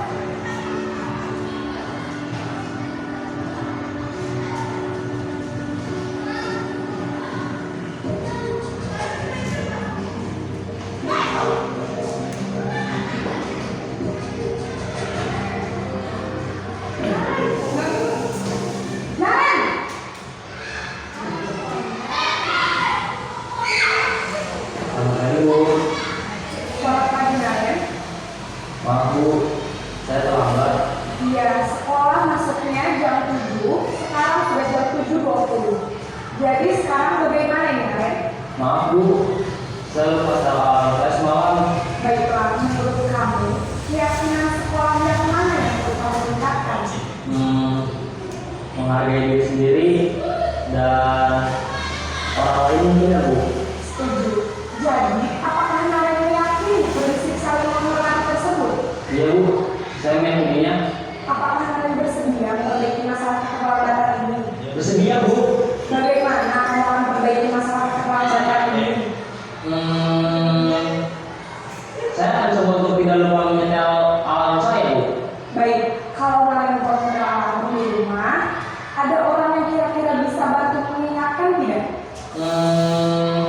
Ada Bu, kakak saya, Kak Emma. Ada lagi selain Kak Emma? Selain Kak Emma, ada ibu saya. Baik, jadi yang mengingatkan Naren adalah Kak Emma dan ibu kamu ya? Kira-kira akan mulai setel alarm kapan nih, Naren? Setelah pulang sekolah, akan segera saya lakukan. Baik, jadi Naren akan setel alarm untuk bangun besok pagi dan akan diingatkan oleh kakak dan ibu dan Naren ya. Ada lagi yang mungkin perlu dilakukan, Naren, agar tidak terlambat bangun lagi. Tidak ada Bu. Baik, Naren, terima kasih untuk kerjasama kamu. Sekarang kamu perlu kembali ke kelas untuk belajar. Baik Bu, terima kasih. Posisi manajer adalah posisi kontrol yang disarankan untuk membimbing murid memiliki sikap disiplin yang positif, yaitu murid yang mandiri, bertanggung jawab, dan dapat memecahkan masalah. Tujuan dari posisi ini adalah agar murid dapat berefleksi atas tindakannya. Guru akan dengan tulus memberikan pertanyaan-pertanyaan bermakna, sehingga membuat murid dapat belajar dari kesalahannya dan mencari sebuah solusi untuk menyelesaikannya.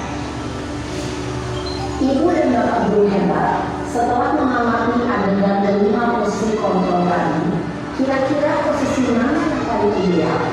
Posisi mana yang dapat menunjukkan motivasi intensif murid? Ya, tentu posisi manajer. Posisi ini memang posisi ideal yang ingin dituju setiap pendidik. Pada posisi inilah, guru dapat menerapkan disiplin positif yang berpihak pada murid, yang memerdekakan murid. Perjalanan seorang pendidik tentunya tidak mudah untuk sampai pada posisi seorang manajer. Namun, tujuan kita pasti, yaitu diciptakan murid-murid yang mandiri, merdeka, dan bertanggung jawab. Semoga penggambaran 5 posisi kontrol yang telah diperlihatkan ini dapat menjadi ajang refleksi bagi kita semua, agar dapat terus mengasah dan menerapkan disiplin positif yang memerdekakan murid. Mari terus berlatih dan bersemangat. Selamat Salam dan bahagia ibu dan bapak ibu hebat. Baik, sesuai dengan yang kita sepakati tadi bahwa posisi kontrol yang paling baik adalah posisi manajer. Bapak Ibu, setelah kita tadi mendengar penjelasan saya dan video tadi, mari kita diskusikan kembali. Nah, apa posisi kontrol yang dilakukan jika ada kalimat seperti ini? Saya kecewa sekali dengan kamu. Saya kecewa sekali dengan kamu. Posisi kontrol apa yang dilakukan? Apa Pak Arif? Membuat merasa bersalah. Ada yang lain jawabannya? Kita cek. Membuat orang merasa bersalah. Baik, 100 untuk Pak Arif ya. Tidak boleh. Nah, oke. Ternyata dari kita semua sudah mulai memahami apa itu posisi kontrol dan penerapannya. Dan selanjutnya posisi kontrol itu tadi ada hubungannya dengan restitusi, yaitu menciptakan kondisi bagi duit untuk memperbaiki kesalahan mereka. Bukan dengan cara kita menunjukkan saja, tetapi kita menggali cara memperbaiki masalah, cara memperbaiki pelanggaran yang telah dilakukan oleh kita. Jadi akan muncul motivasi secara intrinsik dari siswa tersebut untuk memecahkan masalah itu sendiri dan bertanggung jawab pada dirinya sendiri. Ciri-ciri restitusi itu adalah bukan untuk menulis kesalahan, namun untuk belajar seperti apa yang dilakukan oleh Karen tadi saat posisi manajer dulunya. Kemudian memperbaiki hubungan, ada tawaran, ada perasaan, menuntun, mencari kebutuhan dasar yang ingin dipenuhi, dan cara menjadinya adalah cara yang baik. Bapak Ibu, terakhir kita akan menghubungkan dari 5 pokok dasar tadi dengan restitusi. Segitiga restitusi ini adalah proses menciptakan kondisi bagi hidup untuk memperbaiki kesalahan, di mana ini hubungannya adalah dengan posisi faktor apa kira-kira? Yang paling baik tadi posisi manajer, betul. Nah, dalam segitiga restitusi ini akan membantu untuk membimbing kedua sisi manajer dan memberikan dirinya setelah berbuat salah. Berikut adalah penjelasannya.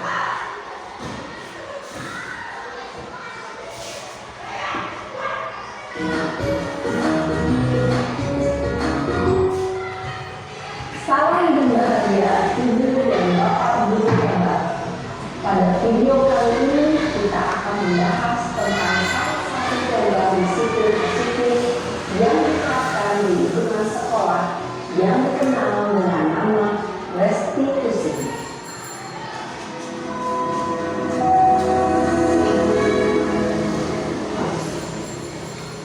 Restitusi dikembangkan oleh pakar pendidikan dan dosen, berlandaskan pada teori kontrol motor-learning.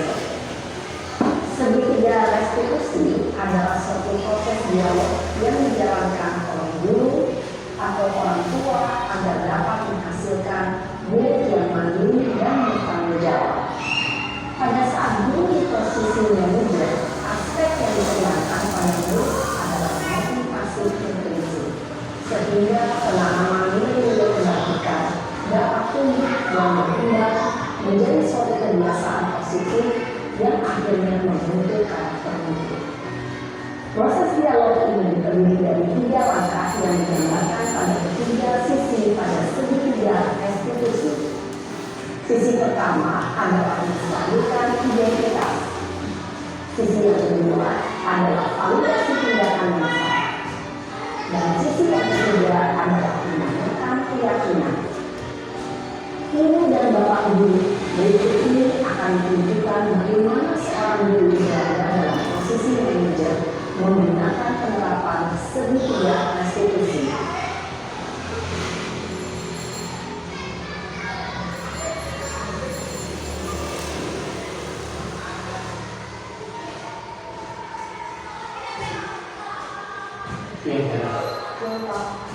Sudah lama nggak ketemu Pak? Yang tadinya itu Kesel Pak, kesel banget. Masa aku dikatain tukang fitnah Pak? Ya aku marah Pak. Aku balik bertanya apa di depan Pak. Kesel banget. Oh begitu. Ya pasti kamu marah dan kesal. Bapak berdua sama apabila ada yang berubah seperti itu. Kemudian pada saat itu kamu mau melakukan apa? Ya saya harus mengatakan mereka lah Pak. Kesel banget.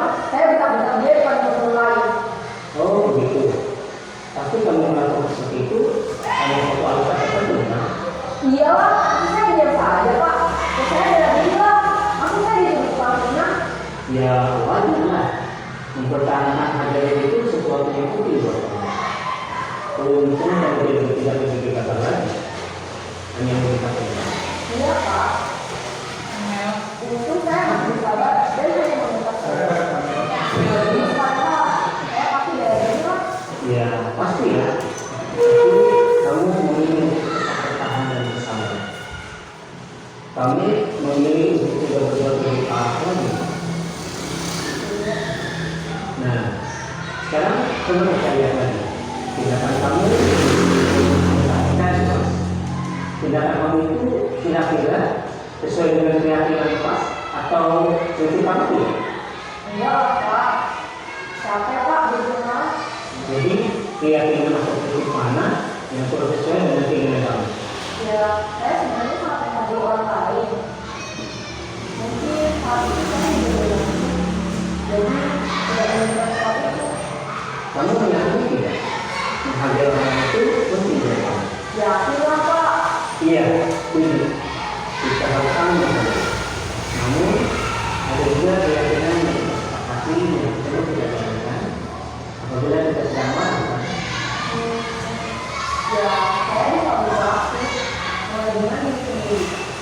Saya bisa jadi lebih sabar, mengambil kebenaran itu mau apa selanjutnya. Kira-kira kamu bersedia memperbaiki masalah itu tidak? Iya Pak. Kalau kamu memperbaiki masalah itu, kamu akan menjadi orang yang siap. Saya akan menjadi orang yang bertanggung jawab kan ya Pak. Dan senantiasa proaktif. Iya, menurut kamu bagaimana rasanya menjadi orang seperti itu? Ya nyaman lah, bangga bisa bersabar dan bertanggung. Baiklah kalau begitu. Yuk kita pikirkan bagaimana memperbaiki masalah ini.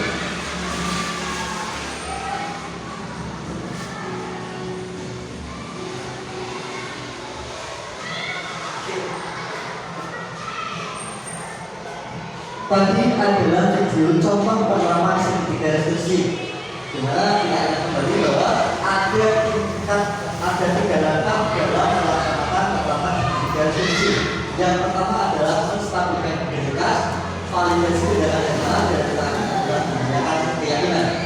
Dalam menstabilkan integritas, biasanya setiap orang pasti dengan mengatakan kata-kata seperti ini: kamu bukan satu-satunya yang telah melakukan, atau setiap orang pasti pernah melakukan kesalahan. Kemudian validasi tindakan salah, kamu tentunya punya alasan kenapa melakukan hal itu. Tentunya digali terus apa yang sudah dia lakukan. Kemudian untuk menanyakan keyakinan, seorang guru sebagai manajer dalam melakukan segitiga restitusi akan mengatakan keyakinan apa yang telah kita sepakati. Ini adalah contohnya. Bapak Ibu, untuk menstabilkan integritas, biasanya guru berkata seperti yang tadi, berbuat salah itu hal yang manusiawi, tidak ada kalimat sempurna dan seterusnya. Kalimat-kalimat ini digunakan untuk membuat anak yang merasa membuat anak merasa gagal, bukan karena berbuat salah menjadi positif terhadap dirinya sendiri. Jadi dia tidak merasa gagal dengan apa yang dia lakukan. Kemudian untuk validasi kebetulan, guru akan berkata kamu bisa saja akan melakukan yang buruk, tetapi kamu tidak melakukannya kan? Jadi seolah-olah guru bersyukur karena dia tidak melakukan kesalahan yang lebih dari apa yang dia lakukan. Ada lagi kalimat kamu pasti punya alasan melakukan mengapa melakukannya. Nah, pada kata-kata ini, pada dalam validasi kebetulan, ini digunakan untuk membantu mengenali kebutuhan dasarnya yang ingin dipenuhi ketika dia melakukan kesalahan itu. Pada dasarnya, setiap tindakan manusia wujudnya adalah kebutuhan dasar, apakah itu kekuasaan, kebebasan, kasih sayang, kasih Tuhan, semangat, ataupun bertahan hidup.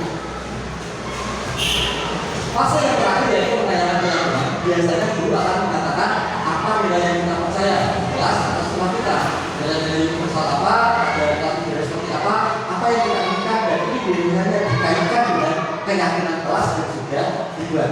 Tujuannya ini adalah anak melihat kesalahannya sendiri dihubungkan dengan norma sosial dan nilai-nilai yang berdasarkan komunikasi dengan orang lain, dan tentunya akan menggali motivasi intrinsik dalam dirinya untuk melakukan disiplin positif. Bapak Ibu, mari kita berdiskusi lagi. Berikut akan saya bagikan sebuah kertas yang mana isinya ini adalah seperti skenario tentang kegiatan pelanggaran, kemudian seorang guru melakukan penerapan segitiga restitusi. bisa dibaca. Ya. Oke. Di situ ada seorang guru yang bernama Pak Joko dan ada dua orang murid yang mana murid itu melakukan kegiatan lempar-lemparan di kantin, dan pada lemparan itu mereka merasa senang saat lempar-lemparan. Namun tiba-tiba ada seorang guru yang namanya adalah Bu Budina yang tidak sengaja terlempar wajahnya dengan makanan atau lempar-lemparan dari anak itu tadi. Pak Joko sebagai guru beda melakukan segitiga restitusi. Nah, dari segitiga restitusi yang disampaikan itu yang ada dalam script, kira-kira ini yang nanti Bapak Ibu bisa diskusikan. Ada 4 pertanyaan dan silakan pertanyaan ini nanti dijawab sesuai dengan apa yang ada di dalam skrip dalam skenario tersebut.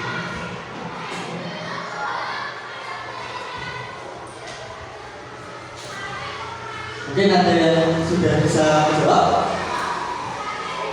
dari pertanyaan pertama. Pertanyaan pertama yaitu dari 5 posisi pada posisi mana yang dipraktikkan oleh guru, dan tolong untuk dijelaskan. Mungkin ada yang bisa menjawab.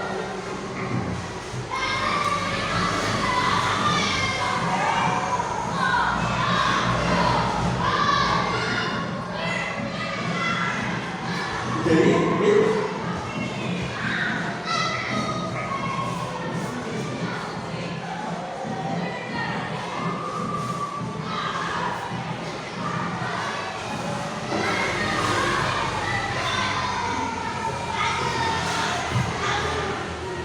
dari 5 posisi kontrol, posisi mana yang dipraktekkan oleh guru?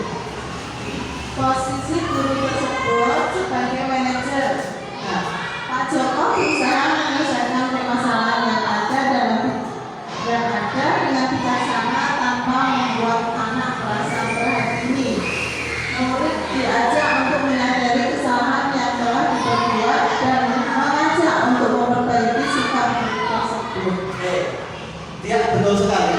Dari posisi kontrol tadi, Pak Joko melakukan tindakan posisi kontrol sebagai manajer, di mana Pak Joko berusaha menyelesaikan masalah itu dengan bijaksana tanpa membuat anak merasa bersalah.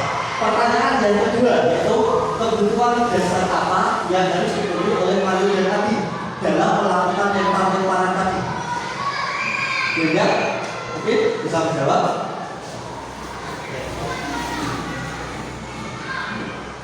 Kebutuhan apa yang berusaha dipenuhi oleh Mario dan Abi? Yaitu kebutuhan akan kesenangan. Baik, benar sekali. Kebutuhan akan kesenangan di mana Mario dan Abi tadi melakukan lempar-lemparan itu membuat mereka senang. Namun saya ya tanpa sengaja dimarahi oleh. Selanjutnya yang ketiga adalah apa yang dikatakan guru dalam hal menstabilkan identitas, validasi tindakan dan mencari keyakinan. Nah, di situ tertulis dalam menstabilkan identitas, guru mengatakan Mario, Adi, Bapak tadi dengar adalah orang dari pendidikan di kantin. Sepertinya kalian berada masalah ya. Ada yang bisa dari Pak Batu. Apa yang terjadi? Ini adalah tingkatan dalam menstabilkan identitas pada pendidikan institusi. Pak Joko mengatakan hal yang demikian. Kemudian langkah selanjutnya adalah memvalidasi tindakan yang salah. Pak Joko mengatakan ini, baiklah Bapak di sini bukan mencari siapa yang salah. Bapak di sini untuk mencari penyelesaian bersama sama. Kemudian Pak Joko kemudian melakukan mencari keyakinan, yaitu kalian berdua ingat dengan keyakinan kelas, sehingga Pak Joko membutuhkan apa yang dilakukan oleh siswa tadi, pelanggaran tadi, menghubungkan dengan keyakinan kelas dan telah disepakati sebagai guru. Jadi dari ketiga ini yang tadi posisi adalah posisi manajer, dan kemudian kebutuhan dasar siswanya tadi adalah kebutuhan akan kesenangan. Pak Joko melakukan tindakan tersebut dan diskusi dengan melakukan menstabilkan identitas, baik dari tindakan dan mencari keyakinan. Dan yang terakhir, kira-kira sesuai prinsip resolusi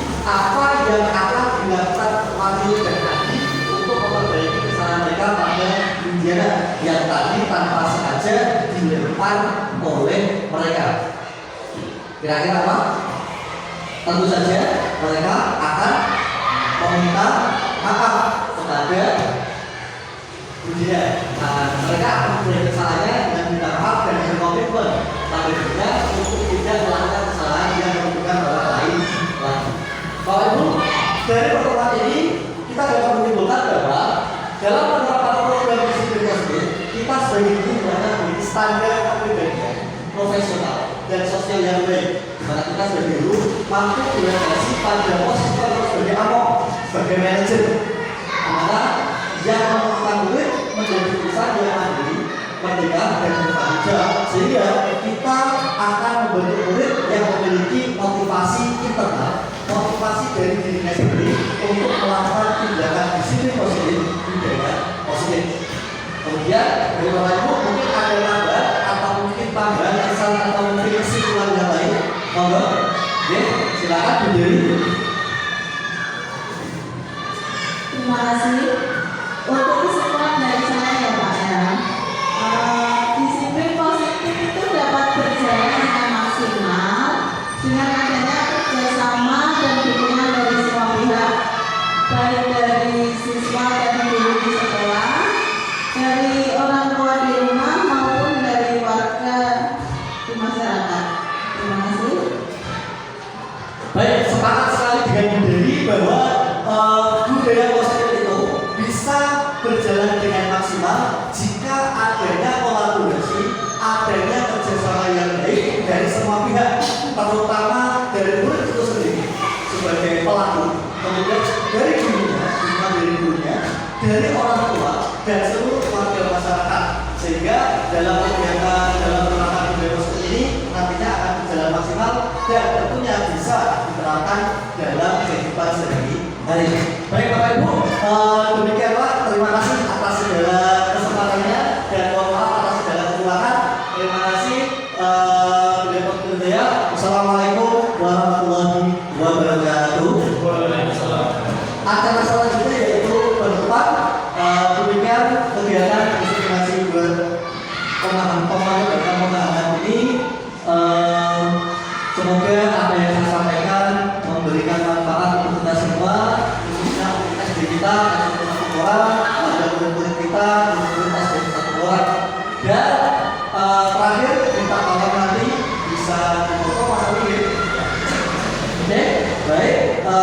Cukup saya akhiri dan kita ucapkan alhamdulillah bersama-sama untuk mengakhiri kegiatan kita pada siang hari ini. Alhamdulillah. Silakan Bapak Ibu berdiri dulu. Jadwal kita yang tadi biar lebih semangat, tetap semangat. Mungkin ngantuknya biar hilang ya.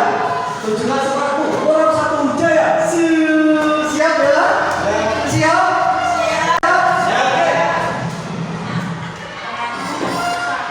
Tujuan semangatku orang satu jaya.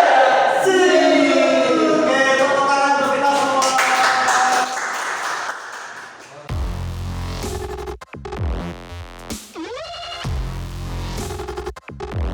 Baik semuanya, selamat pagi. Assalamualaikum warahmatullahi wabarakatuh. Waalaikumsalam warahmatullahi wabarakatuh. Baik kabarnya? Baik. Mahasiswa, hari ini Pak Amin ingin mengajak kalian untuk membuat yang namanya keyakinan kelas. Apa tadi? Keyakinan kelas. Nah, apa itu keyakinan kelas?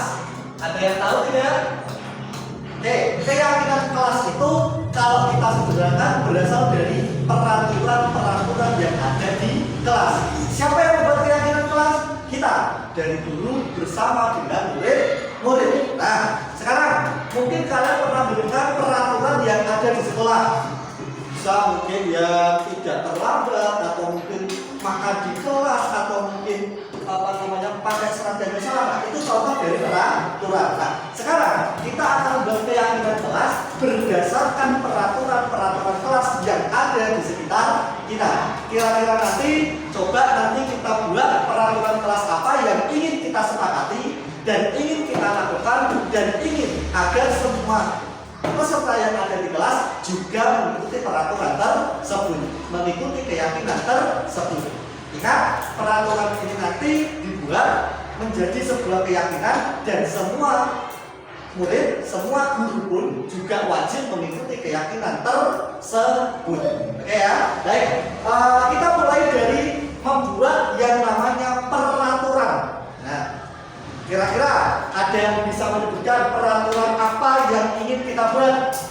Oke, Amel, berdiri Amel. Dilarang datang terlambat. Oke, dilarang terlambat datang ke sekolah. Dilarang datang terlambat ke sekolah. Oke, simpan dulu Amel. Nanti tak kasih ini. Silakan nanti ditulis ya Mel. Ditulis Mel, ya. Ditulis. Ada lagi? Saya Pak. Oke, Rusna. Dilarang berisik di saat jam pelajaran. Dilarang berisik saat jam pelajaran. Oke, silakan ditulis Rusna.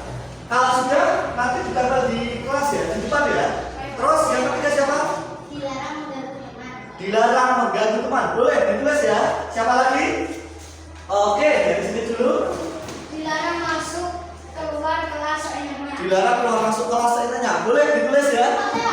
Oke, bentar. Ada lagi dulu. Oke. Apa?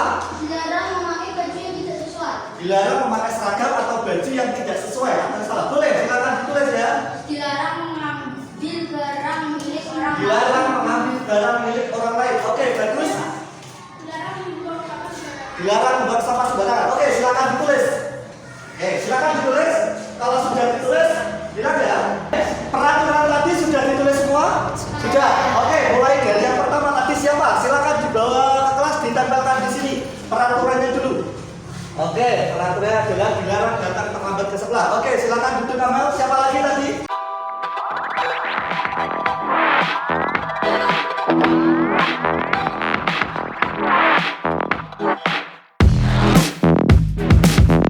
Buat, ada yang ingin menambahin ya? Tidak, cukup ini ya. Oke, sekarang dilarang datang terlambat ke sekolah. Setuju ya? Setuju. Berarti nanti tidak boleh ada yang datangnya terlambat. Yang kedua, dilarang berisik.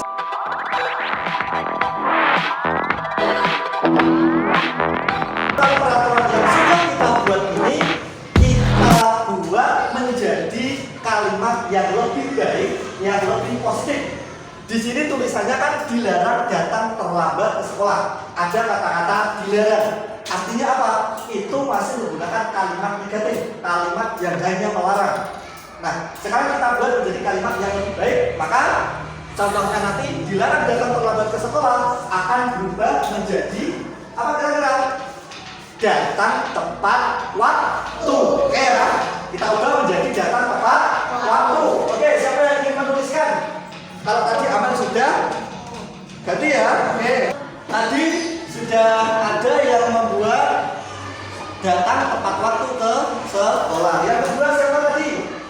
Oke, silakan ditulis. Yang kata-katanya apa tadi?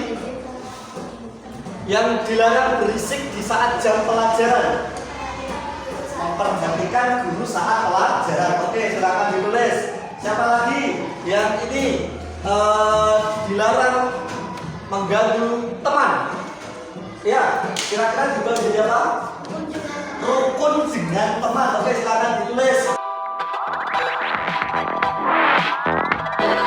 Baik, selanjutnya adalah tadi kalimat-kalimat positif yang sudah kalian tulis. Silakan diletakkan sekarang di bawahnya sini.